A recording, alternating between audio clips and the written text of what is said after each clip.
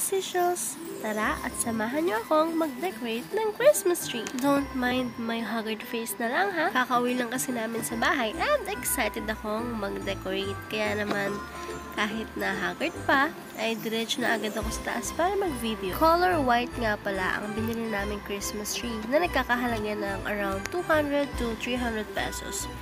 And yung mga Christmas decors naman ay mga 20 plus lang ang presyo. Maliit lang yung binili namin Christmas tree kasi hindi naman kami dito sa bahay magpapasko.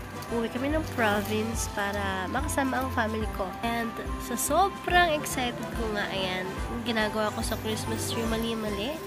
I mean, hindi siya pantay-pantay. Makikita naman na parang kalbo yung ibang part. And hindi siya maayos tingnan. But don't worry kasi ayusin ko rin yan after.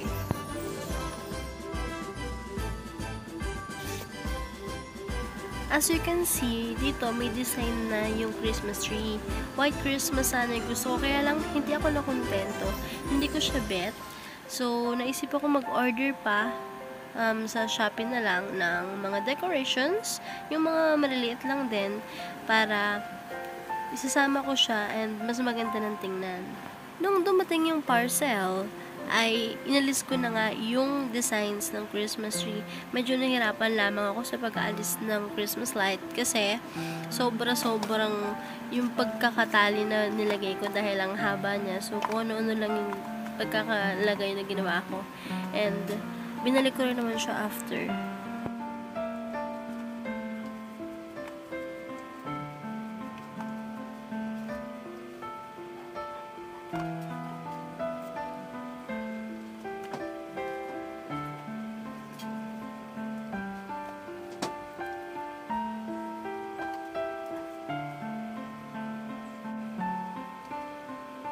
Ito yung time na ibinabalik ko na siya and nagbubuhol-buhol siya.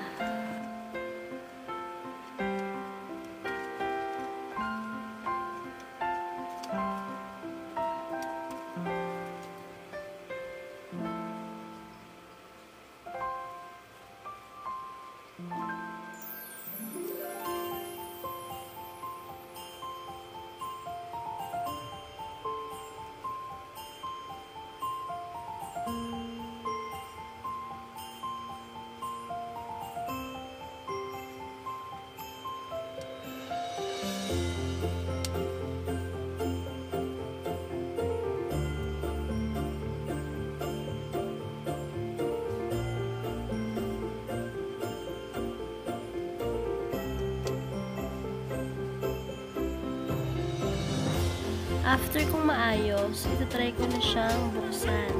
Ayan na. Wow! Ang gamit ko nga pala dito is yung nabibili lang na LED lights. Yung mura lang. Bumili kasi ko nun and hindi siya nagagamit. So, sabi ko dito ko na lang ilalagay para naman magagamit siya, hindi lang masira.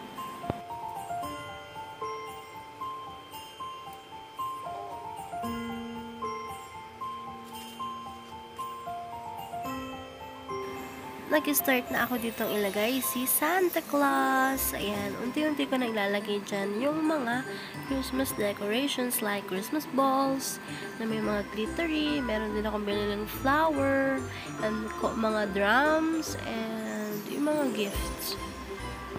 Medyo mahirap lang lagyan yung ganitong type ng Christmas tree kasi sobrang limited lang na pwedeng paglagyan. So, much better pa rin talaga yung isang style ba. Yung para mga dahon-dahon talaga na Christmas tree, mas okay lagyan ng mga decorations.